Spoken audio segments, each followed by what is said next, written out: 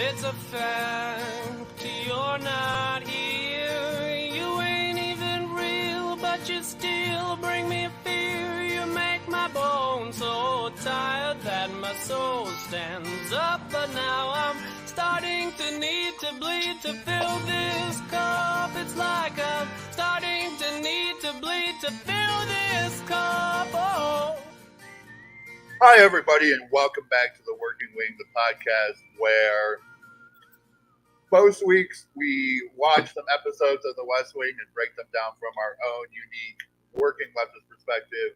My name is Tim Schultz, and joining me, as always, my dear friend, longtime debate partner, and a man who is not a farmer, but he is definitely a communist. Killian Collins is here. Well, it's good to be here, Tim. And just like the California's Laborers of Agriculture, I believe the organization was called. I could be mistaken on that. They're all communists there. Yeah, it's like the Agricultural Workers Union or something. Yeah. Anyway, good to be here. And the next two episodes that we'll be talking about in the fourth season are heavily involved in the situation involving the Kundu crisis, which is the shout out to the Rwandan genocide. Correct. That happened in the 90s. And basically a follow-up to Sam's doomed Orange County campaign that he set himself up for to lose by gloating in Bill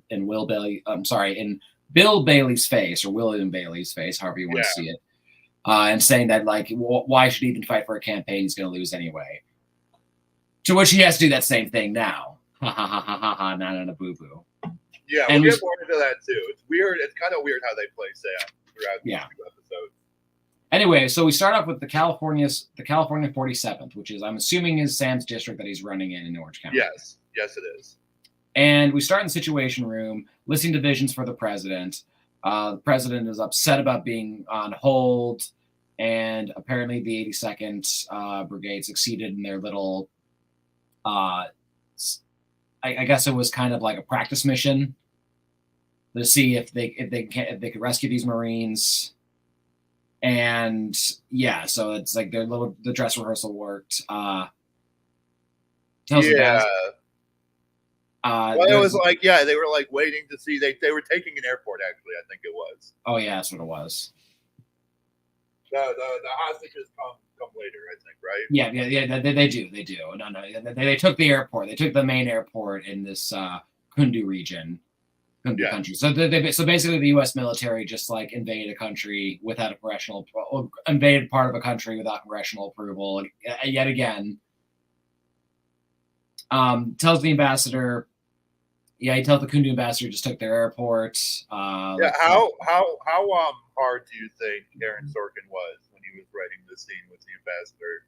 Just like American military, just big dogging the tiny little nowhere African country. Well, especially in this time during the War on Terror too, when when you're doing nothing but bombing hospitals and weddings and stuff. It's like you're a very big dog against like unarmed people. Yeah, no, neoliberals got like so horny for this shit back then. Yeah. They love the idea of like a shirtless teenage John Kerry on a boat, like shooting Vietnamese people. That literally was the only reason he was our candidate in 2004 was because we had pictures of him holding a gun, and yeah, pretty much. Sieges with the press. They're calling this operation of taking over the airport Operation Safe Haven. This was the other thing that was so big back then, was giving like they do this throughout these two episodes. Every single thing the American military does has to have a fucking name that you can run a marketing campaign on. Yes, yeah, it's something they can sell a deck of cards for. I remember during the Iraq invasion, my aunt got a deck of cards that said Operation Iraqi Freedom on all of them, and to the avail of how free is Iraq right now. I bet there was some fucking like pencil dick in the Pentagon who like in the mid 80s developed a report being like the main problem with Vietnam was marketing. Yeah. So then Desert Storm and then Iraqi Freedom and all this other bullshit that they came up with. Right. Later, it imperialistic adventures. Well, yeah, if you're gonna have if you almost give a fancy name for your quagmire, it seems like it's intentional. Well, I mean, Yeah. it is. Like, it is totally, but hopefully it'll backfire him in one day. To which we cut to the president talking with his daughter's French boyfriend about how bad the American social programs are. I'm totally schooling him on it, by the way, about, basically getting lectured by this European about neoliberalism and about, like, yeah, if you're gonna, like, pretend to, like, help, like, poor people, you should actually, like, do it. You should actually, maybe, like, your progressive tax rate should actually, actually be progressive, like, with the rest of the world. And but let's be real, like, Jean-Pierre was not, like, going to be on the streets of France, like setting garbage trucks on fire when they tried to raise these. Oh no! If anything, he sounds like Macron. Like, if anything, I had that pointed out that it's like this would be a Macronite, like, if anything, especially in the time period he's in and where he'd be today. Like, he would be a Macronite for sure. The staff saves the president from from House and Frenchie.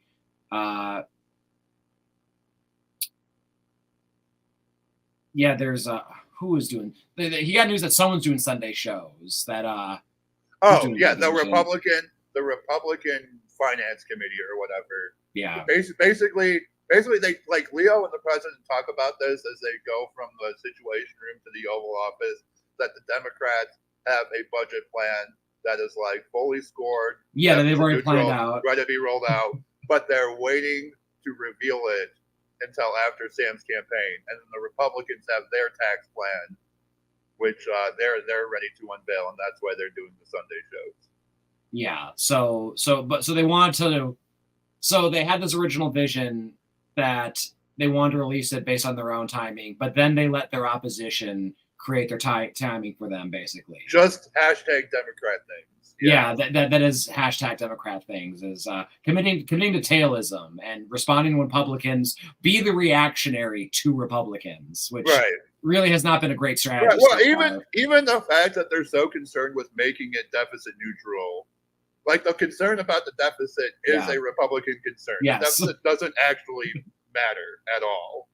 But they were bullied by the Republicans for, like, decades on this, and now it's just. And then they gave them what they wanted and discovered that, yes, Republicans still don't even want that. Right, and the Republicans never hesitate to blow up the budget with, like, tax cuts to the rich whenever they get a chance. Or military spending, or like military, exactly. Or giveaways, or, I mean, it's they have their own welfare system.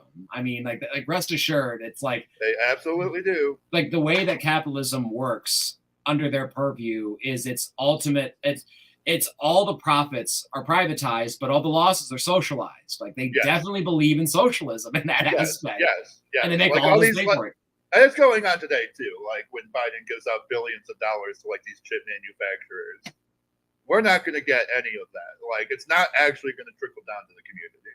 No, it's not for them, and it's not for the American consumer.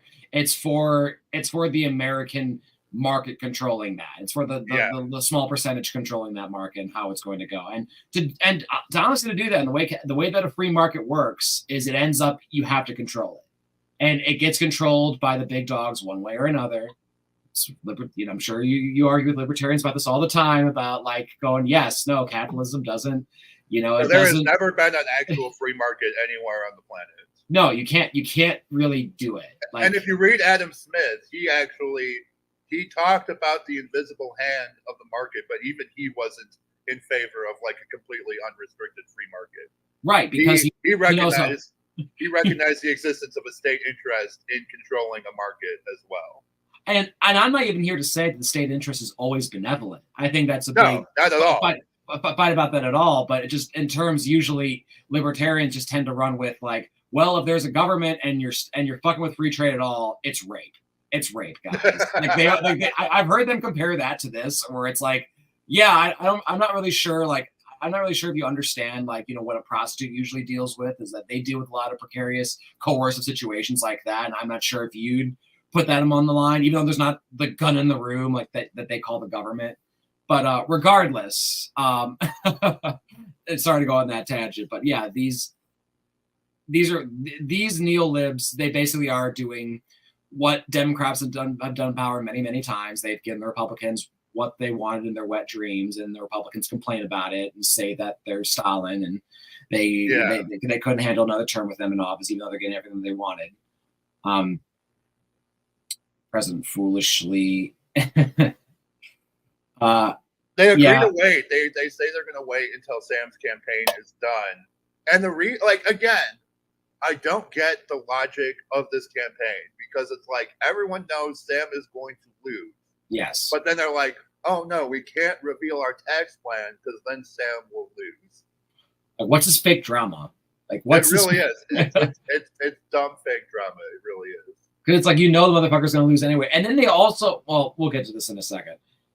President foolishly leans towards Sam. Bill and Toby must write a speech for the tax plan, and staff doesn't respect Will at all. I forgot about this fucking stupid plan. I'm gonna have so much more to say about this, but yes, let's get through. I have a lot to say about Will these next couple episodes. Will calls Sam and asks about how to get respect. Sam has nothing. GOP tax plan cuts $800 billion. No, White House has no answer for it. Toby freaks. Sam does. Oh, I just want to make it. Sam does not look like a candidate here.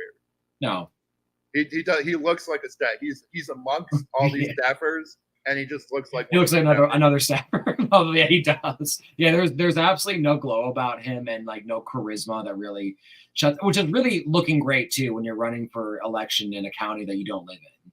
Yeah, you're carpet begging. Yeah, for fucking sure. Toby freaks on his baby mama on board, calls her a minivan. I thought that was cute, especially with what happens later. Donna must vet a guy for a meeting with Josh. Turns out he's from this agricultural labor union, something like that in California. But yeah, she has to vet him for Josh, make sure he's legit. When Josh basically says, ask him about this specific senator, like Richard Stutter. Like, ask him about if he has an opinion on this guy, then he's worth talking to.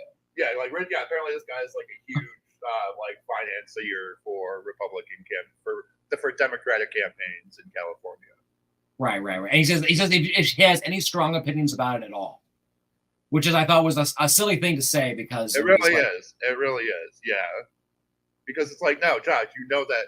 The communist doesn't like him, so he's probably like Josh's friends.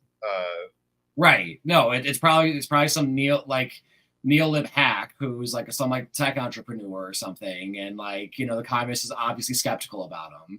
Yeah. and of course he's not gonna be listened to and thinks that he's like, he's the young innovator, like he's the Elon Musk or something. Donna. Oh, sorry. The president critiques the GOP plan for deficit. So again, critiquing them from the right. Will snags his sister for his writing staff. Kundu ambassadors negotiate with Leo, which is basically just Leo shaking them down. Right. Well, and the ambassador says something like, our president is betting that the first dead American on CNN, and you're going to lose your nerve. Leo's like, you're going to lose your bet, and it's like, well, yeah, we love dead Americans on CNN. That's a fucking golden propaganda opportunity. Yeah. Like you said it all the time during Iraq. The bodies coming home were always a propaganda opportunity for the military. Until there stopped being those images quite as much. Because that was the thing too, is that it was asked to stop being shown. Right. In the early days of a conflict, they're good propaganda. Very much so. Once it reaches over 10,000 or so, then it starts being a problem. Yeah, then it starts being then people start asking questions of why are we really there. Will's staff meeting is full of the interns that were sent from his staff. All right, yeah. Will calls them the Robert Palmer girls, which I had a hunch that was something deeply problematic, and I looked it up, and it turns out that was in fact something deeply problematic. I was gonna say this whole section for the next 2 episodes is deeply, deeply problematic with Will. It really is. But apparently Robert Palmer was like the original Robin Thicke. Like he had a very scandalous and controversial music video in the 80s where these beautiful girls were in the video just being treated as dolls, scantily clad women who were just posing like dolls and shit, and he was like moving them around and shit. So that's what Will was calling these White House interns. They were the Robert Palmer girls. That makes the context of all this so much worse. Yeah, no, like I was kind of because I kind of recognize this as like when a pimp like has like sees like a stable of women who are vulnerable and decides to manipulate them and berate them and give praise assumingly and break them essentially to get them to work for him for free. You weren't entirely wrong, but somehow it's even grosser than that. He was just calling them living sex dolls, basically. Right. Like, I mean, it is that, but it just the procedure of how this tends to go on from there is like, yeah, this is how these like horrible pimps like break women and shit. This is horrible. This is horrible, and he's using him to like write this lame ass speech. What? Okay, I have a line later on. I'll be honest with man. I did not pay attention to the context of what he was praising these girls on. I was more mortified by the situation itself. Yeah, no, this situation is horrifying, and it doesn't make any fucking sense. You're telling me that nowhere in the entire federal government there's anyone who can write a couple comments? Right, like. What, like 10 dudes from Bartlett's personal writing staff quit, and there's literally no one else in the entire federal government who's available to come in and like write a few comments? What's Donna up to? Storyline makes zero sense. What's Donna up to? Yeah. Like Donna's written down. Donna said some smart shit before. But I mean, like that's the thing. I mean, not everything is like always smart, but hey, not everything for everyone is always smart either. We live in the world of email. If you can't find anyone in Washington, look for like a couple of like campaign workers from like New York and be like, hey, write up these comments and email them to me and we'll give you a little money.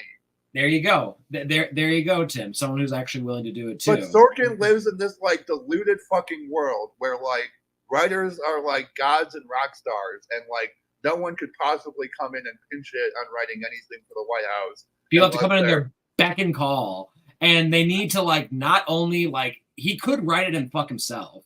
Yeah. Which is like what I would expect a speechwriter to do. It's or if you're the fucking Secretary of Agriculture, write your own shit, dude. Yeah. Sorry. We were a little bit pinched this weekend. Hey, write this fucking speech yourself. You're a career fucking politician. What are we doing here? Yeah, that's that's actually that's a fair ask, and it would make a lot of sense if probably that Secretary of Agriculture wasn't like, a lobbyist or something, but like right. I'm sure they were. but hey, we don't. But hey, that's all very good points. Sorry, I lose my train of my points here, man. Toby also originally says he fired the speech writing staff, which you know is a lie because no one ever gets fired from the Bartlett White House. No, that's not a thing that happens. Not a thing that happens. They all die or they wait till the president gets kicked out of the White House. Yeah. But he tells them all to make it so. We're writing this in 2 days. We're making it happen. Sam's campaign is I wrote down it's rockabilly because it's they're playing rockabilly at this thing to like get Democratic voters out in Orange County, with the president showing up to like show up for this losing campaign, which I would also think is like why, because you're showing for a losing campaign. Why do you want to focus on your fucking tax plan if it's so goddamn important? But we have some. That's just Donna's meeting, right? I think so. Oh yeah, we have Will. We have another scene with Will in the end. Yes, Will gives. I also noticed he gave the girls Redskins jerseys, which are now the Commanders, the Washington. They are now the Commanders. Yeah. But yes, he gave them. But for even more problematic times, he gave them Washington Redskins jerseys and started referring them by their number, not even the names in the back of the jerseys, the numbers. Yeah. And of course, the interns were like, "Yeah, can you not treat us like animals?" And hey, I'm like kind of like concerned about your expectations with like our experience. Like, can we just talk about this? To which he's being a tyrant and not accepting no for an answer. Staff is in the hotel reading news. The staff is the West Wing staff, like, which is basically just Toby and CJ. Josh isn't out in California, is he? Because it's the president. It's the president, and it's the president, Toby, and CJ, which is like, I'm also wondering, like, okay, well, like, why? Like, well, why are you all out here either? But yeah, they kind of seem like they're on vacation in their hotel room. Like, they're just kind of like chilling out, watching the news, eating peanuts, like reading the paper, getting stressed out about the stupid campaign that they're on. Like, Sam's nervous but happy that they came. Dems are idle on their tax plan. There's a headline about the Idols the Dems are idle on their tax on their tax plan, which is like another thing of like, well, and this is so important, guys. Why don't you just say like fuck the campaign? Like, who really gives a shit about this? And then Donna meets with their agriculture person, which this guy certainly does talk like a communist. Like, yes. Now Donna has not actually met a communist because he does certainly talk like a communist. Yes, he does. Yes, his concerns are based, and you can keep him talking. Yeah. He's got way too much to say. Yeah. And of course, Donna's not really listening. And then she asks him quickly about Robert Sutton, to which this communist is like, "Oh no, this guy is horrible. You're talking about this cat," and she's like, "Thank you, and leaves and says, "Josh, this guy's fine. This guy's golden." Then she gets her picture taken with them. Yes, I was gonna say, like, there was a random photographer that like leaned down and like took their picture together, and the commie said, and the guy said, "Yeah, that happens to me sometimes." Because that's racist as fuck. Like, if you're doing well enough that people are just coming up and taking pictures of you because it sells headlines, you're doing something right.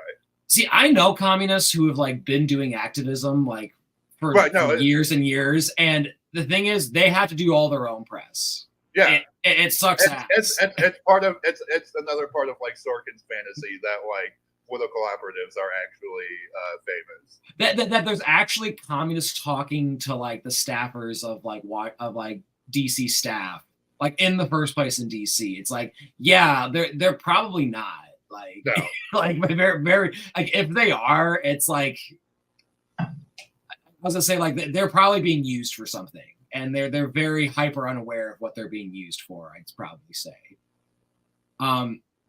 Leo and Will. Leo's on Will getting staffed up. Leo sees mass graves in Kundu. They need more air. Yeah, so the acceleration of that conflict is going on more and more. They're getting these Marines ready to go and rescue. Well, yeah, they're getting these Marines ready and go in there. CJ briefs the press on. CJ briefs the press on Kami and Donna. That they had a meeting. Will's with his interns and speech writing. Will just argues. Yells at his speech writers about being noobs. Great stuff.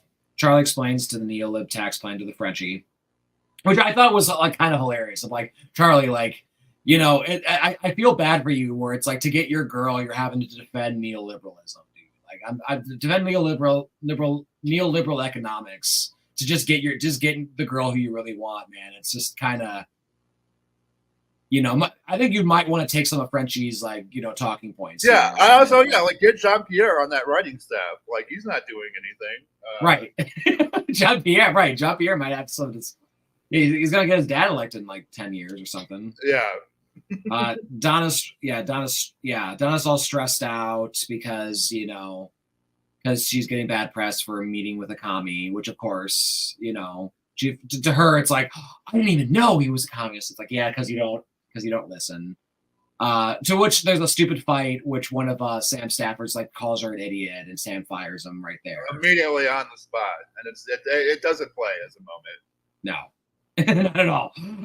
Charlie and Toby are end up getting under arrest in the station for assault because basically during this like fundraiser meeting or during this little meeting, it was a fundraising event for Sam, wasn't it? Yeah. Was it at a country club? Yes, at a country club. Lots of Democrats there. Well, which to be fair is what Toby was castigating the staff, the dude for, being like, why do you have him at this like Tech Bro Country Club and not like the Union Hall or whatever. Yeah. Which I would say too. It's like, yeah, you should look for the wire workers and all that stuff too, if you're running as a Dem. But there's some country club douche who's like, watches Fox News and like talks shit about Toby's baby mama.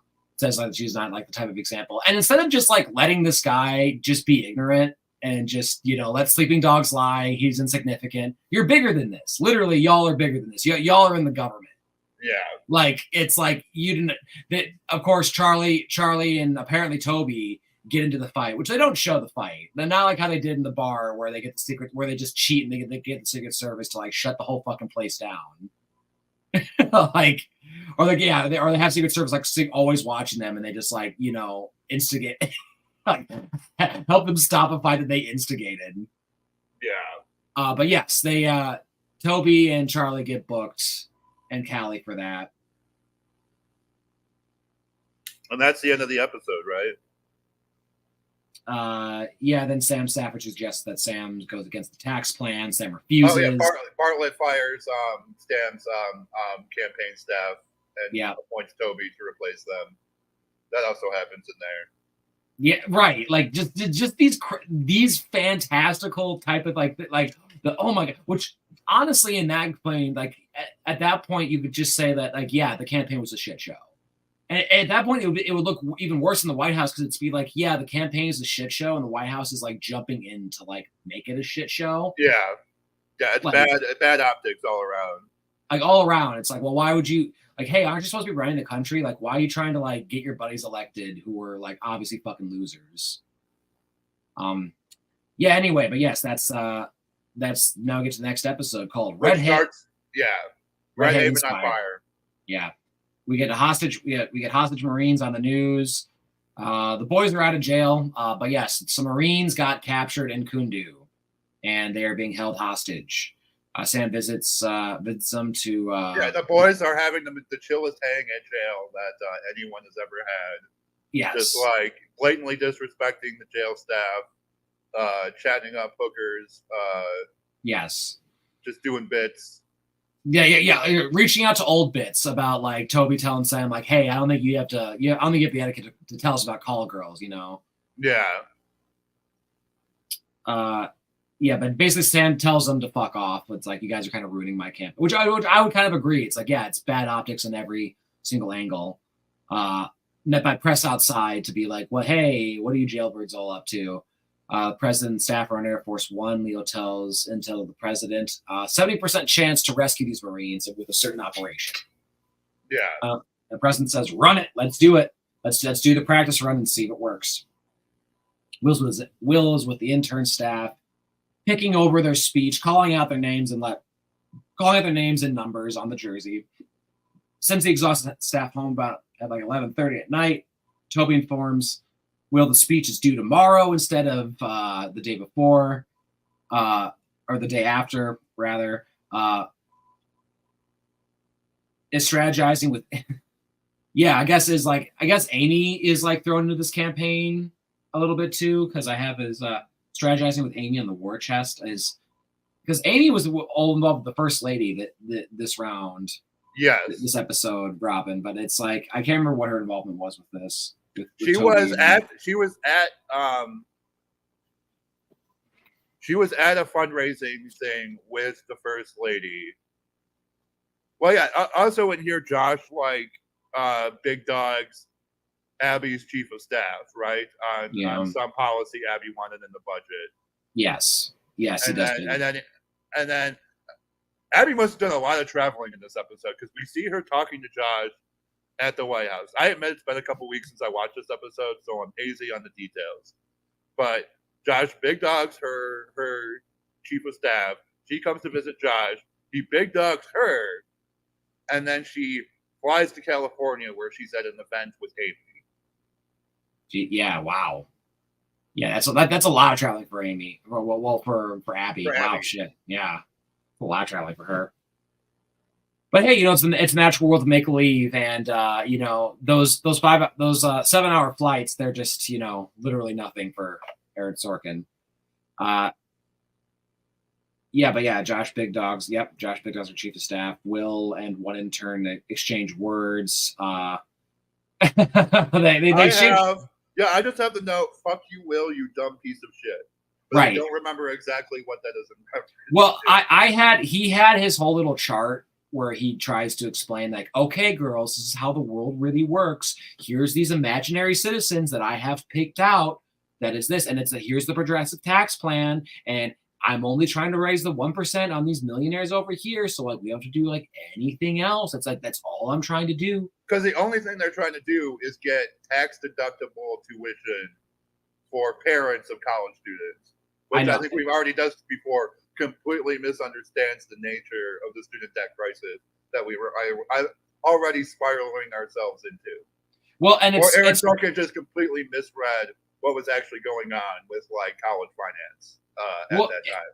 It's also about, they're not trying to hunt for working class people who like are thinking about prospects of college. They're thinking about potential conservative voters who might vote Republican, and they want this to be something they can rebuttal back at the dinner table. I think that's what they're constantly thinking about, and they'll fight for those little talking points, but they won't fight for the actual material. Take it to the bank for hundreds of thousands. Because he even says like, "Oh yeah, we're gonna pay for this teacher making $35,000 to help pay for his kids' college," and it's like the person making $35,000 does not have the means to pay for his child's tuition at all. No, period. Not at all. The child of that teacher is just taking out student debt themselves. Yeah, that's the nature of the student debt crisis that we were falling into. Yes, that is. That they'll be like, well, they're not 18 yet, or they're not 25 yet. They'll pay it back later. Sure, they will. Yes, but of course, Will has his imaginary citizens argument to like go up against all of that. Abby ambushes Josh. Yep, Abby ambushes Josh on it, and he big dogs her.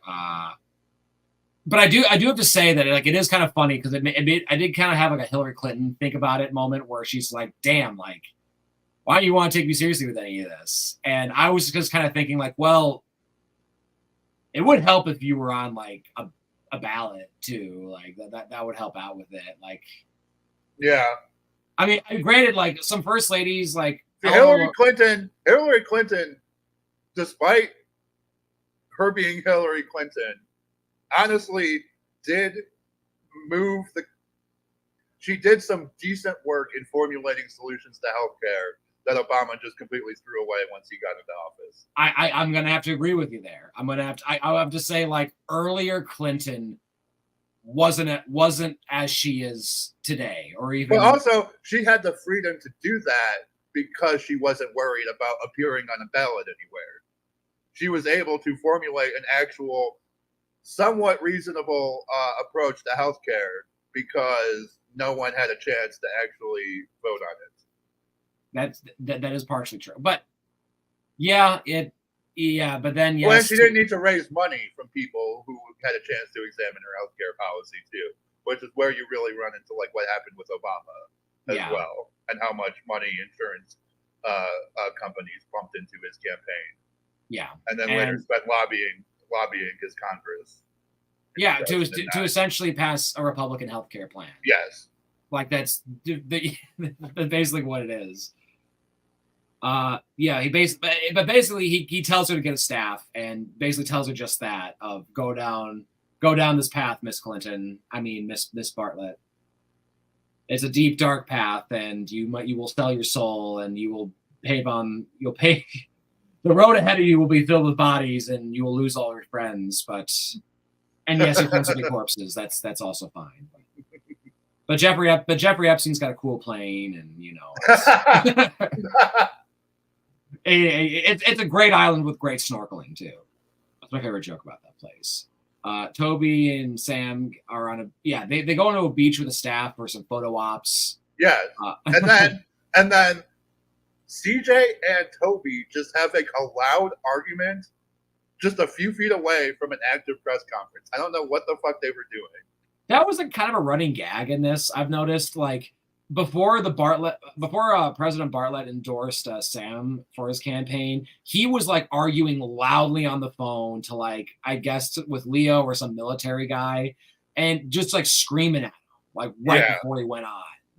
To which, he puts on the face and does the whole. Yeah, I think they were doing like the French don't want us using their airspace for this Voodoo operation or something. Trying to draw that whole thing where like they didn't want us invading Iraq, like those were the two similar situations. Whatever. Yeah. That was a very anti-French air at this time. Yeah, very anti-French air for, not supporting a stupid military invasion. Like they would nowadays, god damn it.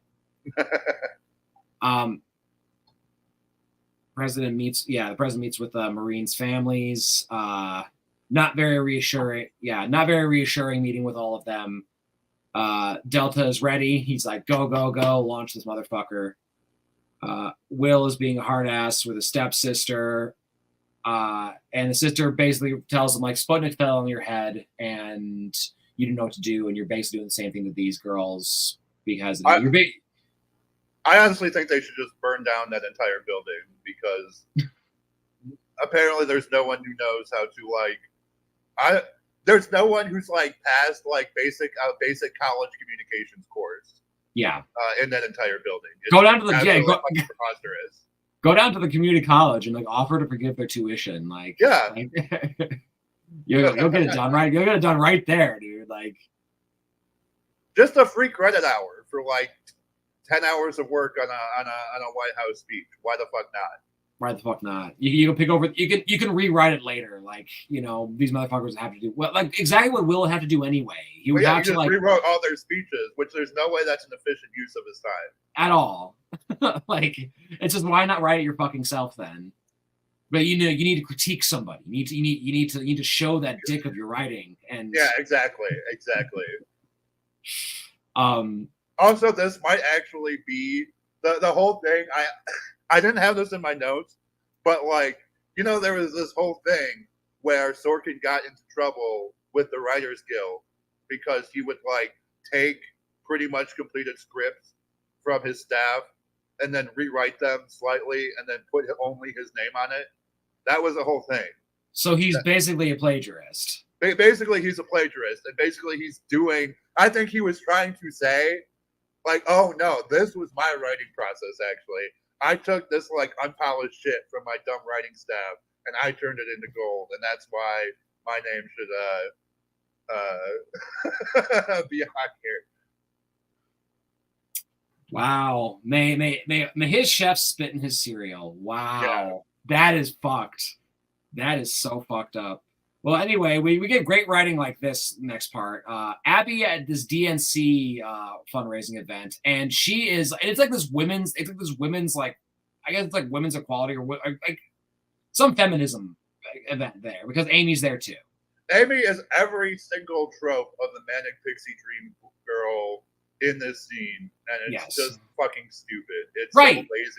It's it's like, look, she's smart and she's beautiful and she's competent, but look, she's so clumsy and such a disaster. Right. Like it is really just like, hey, like this is a man writing feminists. Yeah. This is a misogynist dude writing feminists who doesn't respect it and is like, but actually it's the fake respect it. The type of feminist that like is only feminist enough to like try and get in someone's pants. That's really it. Like that the type of piece, the type of I would say the type of feminist that should be mocked, that is not really a feminist, like that type of person. But anyway, written like this, the first bit of her speech is slut shaming her husband's exes, which is like, also I would have to say from a perspective from a woman is like, yeah, well, why should you dog on like your guy's like last chicks? Doesn't that mean that he just likes ugly chicks? Doesn't that mean I don't know? It's one of those things again where it's like, yeah, I think like real feminists don't shit on women willy-nilly and just because like they're like, oh yeah, I slept around. It's like, yeah, it's not something they really like say though. At all. But yes, it goes into that bit where Amy like sets a candle on fire because she's just so darn clumsy. And these strong women, they're just women are so great that the reason they haven't been in power is because they just keep dropping shit. That's it. That's it. but she's so good at her job. Like, she perfectly handles that. Some lady who wrote an op-ed about some policy Abby was interested in came over, and then Amy completely shuts her down and drives her away. To which the first lady was shocked because she expected just to be like led away with some lame excuse, and Amy just totally just laid the fuck into her. But she's not like other girls. She's not like other girls, Gillian. She doesn't do that. Like, come to the bathroom with me. She has to lay down the smack. But she lays down the smack in also a very passive-aggressive manner.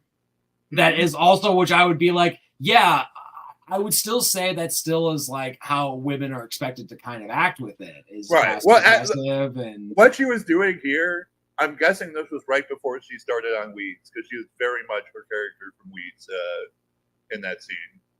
Yeah, no, it's kind of funny because I didn't really recognize her, like her later roles, her later role in Weed earlier on in her introductions, but like now I'm seeing it. Like now I am like hell. Like the I don't really give a fuck. Yeah, exactly. Like, the cold sardonic. Yeah. Which, I mean, it might also be like I hate this shit I'm being written for. I hate like being written as like a strong woman, like by this misogynistic prick who like doesn't know these fucking people at all, who he's like supposedly writing for. So, you know, it makes me respect her a lot. Yeah, she asked how do you live with Josh. Leo's with the military families. They ask for info on anything, any survival. They ask their boys are being tortured. More of that good military propaganda at the start of something of we need like, hey, it really is military propaganda. Hey, guess what? We put our boys horribly at risk, and now we have to risk everything to go get them. And look how much their families are suffering. And it's like, but it's okay because Leo used to serve, so that confers that. Like, it's so weird because like the whole thing about Bartlett, right, is like, oh, he never served, and they've spent years being like, oh, that's all right, that he never served, and then right around the time that the Democrats are getting ready to run John Kerry, all of a sudden it changes to, oh no, it is a problem that Bartlett never served, but right? It's okay because Leo served, so that's all good. We're all because boxes there. Right. Well, because the big narrative at the time too was like, well, George Bush didn't serve. Exactly. Like, right. That was the main Democratic talking point. So that's why you see this shift on the West Wing. And I gotta say this for Warhawks, a majority of the time, they ain't sending their fucking kids. Most of the time, Ben Shapiro, that motherfucker has never seen a war that he didn't support. He ain't fucking finding any of them. Not a single one.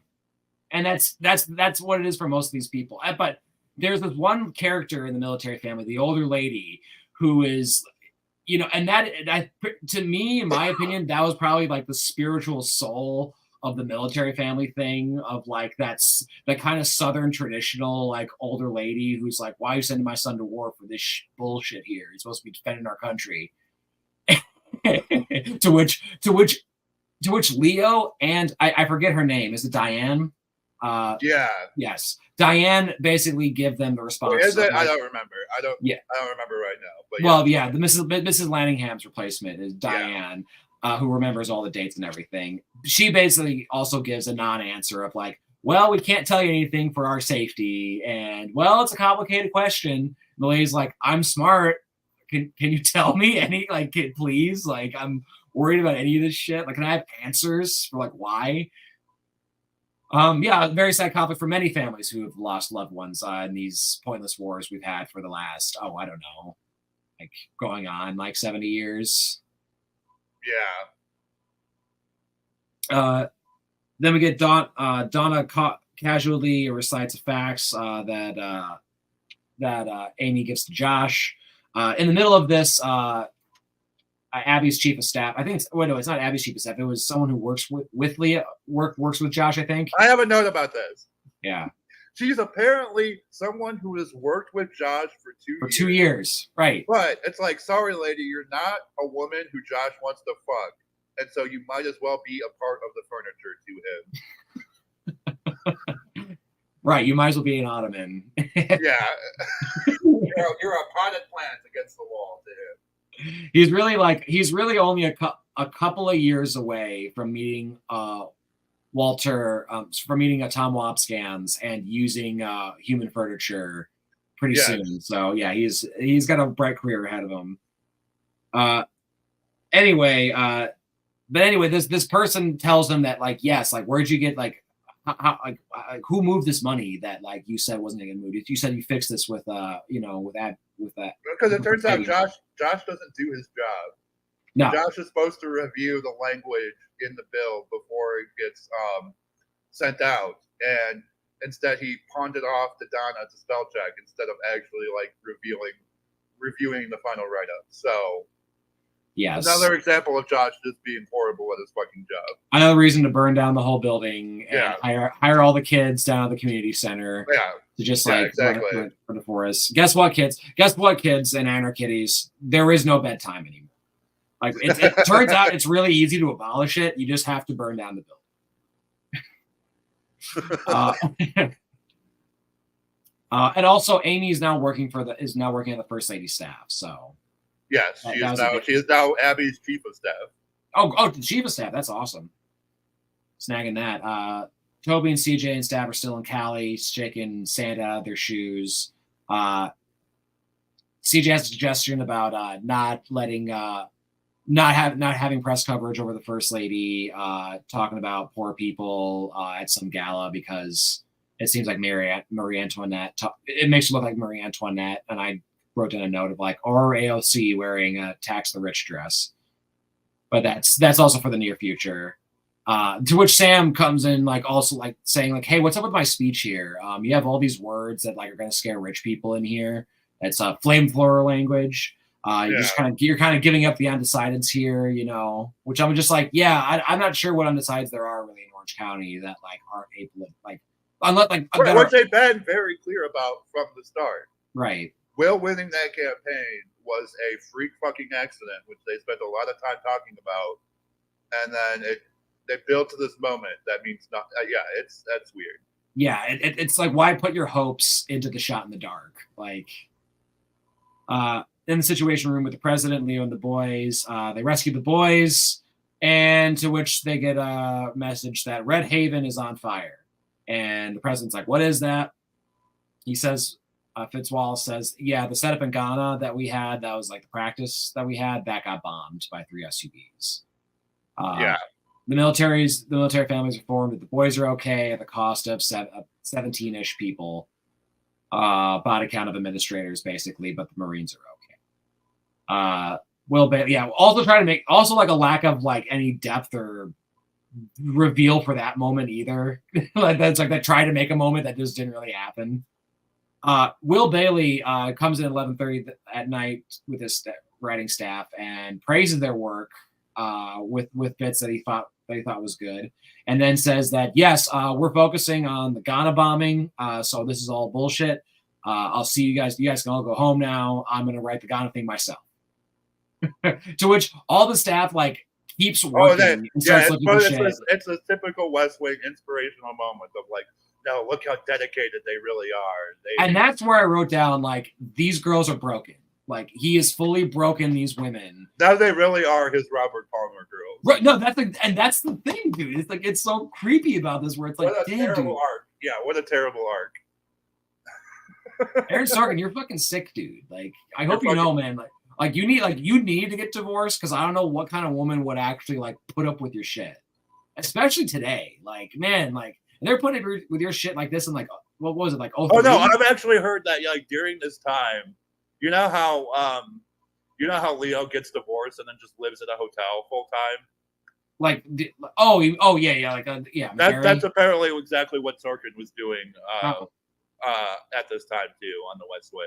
And of course, it's written for Leo. Like, it's like, I don't know what I've done. I know my wife just left me. I just love work too much, you know. Right, it's just that, that's the thing. It's just, there's women don't get it. You just I don't know what I've done. I don't know what I did. They take half your stuff, but they don't get why you gotta work. It's weird. I'm just saving the country all the time. While I'm high on Vicodin, I'm high as fuck I am high as fuck on these painkillers. I'll tell you what. But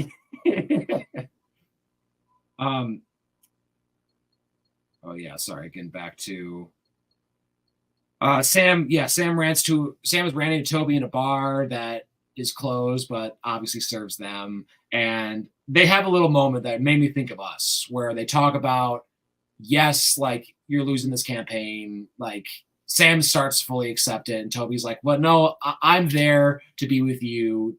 I want you to shoot fire. I want you to not give up your morals. I didn't want you to like do a milquetoast campaign," which is like, this is also not very Democrat of No, Democrats don't do this. Democrats do not do this.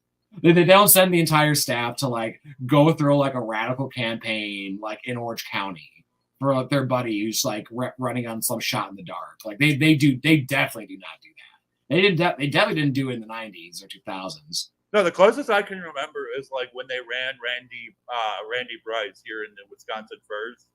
Yeah.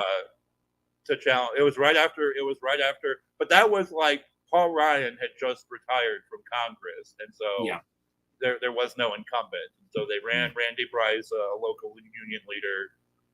They put some time, like Bernie Sanders came out here and stumped for him, but yeah, that's like the closest I can remember to them actually trying to run like a firebrand campaign. And anything other than like a deep blue district. Yeah. And it's unfortunately, I don't think they really know how to relate to like working folks, like especially union people. Like to them, even in my opinion, union people to them are foreign. Like they're a different breed. They're just like they're already to them they're like diet Republicans already, which many are. Like I would even say like the hard hats in the Nixon days, like they were union guys and they were very, very conservative. So union money goes to Democrats. Union votes not necessarily at all. Right. And there's reasons for that, because a lot of those it was, if it was 60 years ago, if it was 60, 70 years ago, a lot of those union guys would have thought differently, even if they were socially conservative. Yeah, they may have voted differently. But the Democrats have not given working people much reason to vote for them. No, over the past 40 years. Neither of the Republicans, but but that's the wonderful aspect of this like, two-party system is you always have someone else to blame. All the time. And you don't have to your party has to have no accountability. They just have to and there is no positive campaigning. There's only negative campaigning. For the most part. For the most. Well, I mean, admittedly, it is the most effective in terms of messaging. Right, because when you do positive campaiging, it's like, well, our government is so fucking broken right now that anyone with half an eye open knows that like nothing they're saying is actually gonna fucking happen. That was most of my problem with many progressive, including Bernie Sanders, like re-campaigns again, or like Nina Turner's campaign too, was that, damn, you guys are like supposed to be firebrands, and I seen your campaign as like their campaign is like playing flutes and stuff and just being like, we need to, like, they're talking about social changes, but they're not focusing on like, hey guys, like you see the despair in the country right now. Like that's fucked, right? You ready to like go and fight? Like in my opinion, if the situation is desperate enough and dire enough where someone's like drowning, right? Like you want the radical message to go and rescue that person to be loud and obnoxious and get everyone's attention because you want to call to action. If the situation is dire enough, you're not going to like have the response be like, okay, let's go and like save this guy from drowning. Yay. Like it's not going to be that. You want someone to have the radical jump in because people are going to believe that if I'm drowning, that person's going to save me. Not the messaging with Democrats very much at all. But I digress. What I was going to get at is when they have this little talk about, you're losing, but you're losing together. Toby wants to be that guy who gets stoned to death with Sam. Hey, I got your back, bro. Right. But and that's the thing is that it made me think of you and me because they leave these 2 shot glasses on the bar and they leave knowing they're going to lose. And it makes me think of when Scott Walker won the recall election. And I was coming back from voting in Milwaukee because I had to vote in Milwaukee at the time. That's where I was. I was living back in Appleton, and I was coming back hearing the news of the loss, and we drank Old Crow and just fucking felt bitter like that loss. Although our loss there was a lot more for us to lose than these motherfuckers. Yeah. Than our pride. Yeah, this district doesn't even really fucking matter at all. At all. It was just a symbolic thing. Whereas like Walker winning really fucked over this country for. Oh, there's a building downtown. Yeah. There's a building downtown in Milwaukee that like every time I pass it, because there's that big Foxconn fucking logo on there, and it's gonna fucking stay there. Wouldn't have been there without that piece of shit hadn't won. But he's out now. He lost to a teacher. He lost to a teacher. Poetic justice in its own right. Yeah. Hopefully Evers can keep his handle on things. I'm optimistic that he will, because we got new legislative maps this week. That's bitching. We got new legislative maps. That's the best good news Wisconsin's had in a while. I think the maps have Evers approved still give Republicans the majority, but they won't have like they'll have to be at least a little competitive. Well, the thing is they'll have to be a little competitive. And honestly, with Evers, in my opinion, he doesn't really do enough to like really offend moderates. No. Like he's not really firebrand enough. He's just kind of like a harmless old guy that's like, yeah, when he hears about there's like a national weather emergency, he does something about it. Right. Like there was a big when he implemented like basic COVID precautions in 2020, there was a huge sign on Green Bay Ave here in Kenosha with like saying like impeach recall Evers. And it's there was no heat behind that because Evers just does not offend anyone except for the far right. Well, and that's the thing. Well, the far right are like they'll be offended no matter who's in office. They're basically flaming snowflakes where everything's too hot and cold for them. Yeah. So it's if it doesn't exist in the 1300s, it's not for them. So it's and that's like what? That's like 11% of the population, maybe at most. In America, like I doubt it's even that. I think it's just a very, very vocal minority, but that's how it is for them. And in Wisconsin, I would say, thank God Wisconsin's like more of a purplish area that goes one way or another, but we will see though. I mean, I am optimistic for at least things on a state level, but nationalistically, we will see.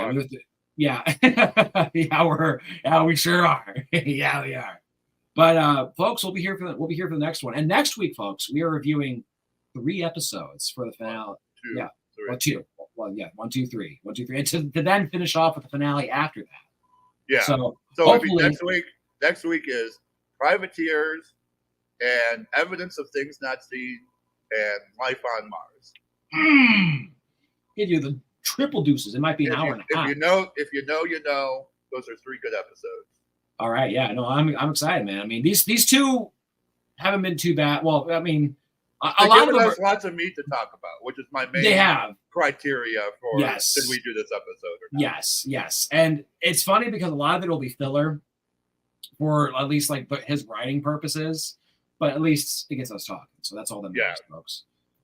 All right, folks, but until next time, keep working. Keep on working.